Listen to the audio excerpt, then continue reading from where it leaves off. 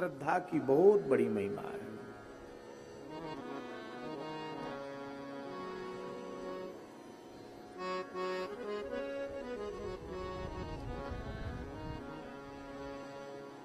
पूज्य श्री रमण रीति वाले महाराज जी ने एक घटना सुनाई। एक बच्ची को असाध्य रोग था, ब्रेन ट्यूमर था, दिमाग तक उसका असर हो गया था। एक बहुत बड़े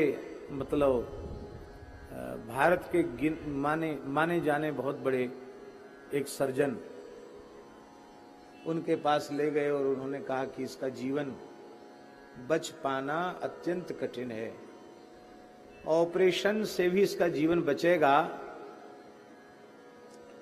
इसमें कठिनाई दिखाई पड़ रही है। मैंने ऐसा समझो कि 10% या ज्यादा से ज्यादा 5% ही इसके बचने के चांस है। ऑपरेशन में बड़ा खर्चा था, लेकिन बच्ची पीड़ित है, बच जाए तो भगवान की इच्छा। पिता माता को तो अपना कर्तव्य करना ही है। डॉक्टर को कहा, डॉक्टर ने कहा ठीक है। डॉक्टर खुद आश्वस्त नहीं था कि बच जाएगी। तो जब उसके ऑपरेशन थिएटर में ले गए और उसको बेहोश किया जाता है, उसके पहले डॉक्टर ने बड़े प्रेम से उस बच्ची से कहा, बिटिया डरना नहीं, ऑपरेशन होगा, ऐसे सुंघाएंगे और फिर ऑपरेशन होगा, डरना नहीं, सब ठीक हो जाएगा। उस बच्ची ने कहा, डॉक्टर साहब मैं बिल्कुल नहीं डरती हूं, मैं बिल्कुल घबरा भी नहीं रही हूं, पर मेरी मां ने कहा है कि भगवान सबके दिल में रहते हैं, तो जब आप मेरा ऑपरेशन करना, आपको कोई बात समझ में नहीं आवे तो मेरे दिल में बैठे भगवान से कह देना। अपना नाम लेके उसने कहा, छोटी बच्ची ने, कि उसको बेचारी गुड़िया है, उसको आप ठीक कर दीजिए, भगवान से बोल देना। तो मेरी मां कहती है कि भगवान सबके दिल में रहते हैं।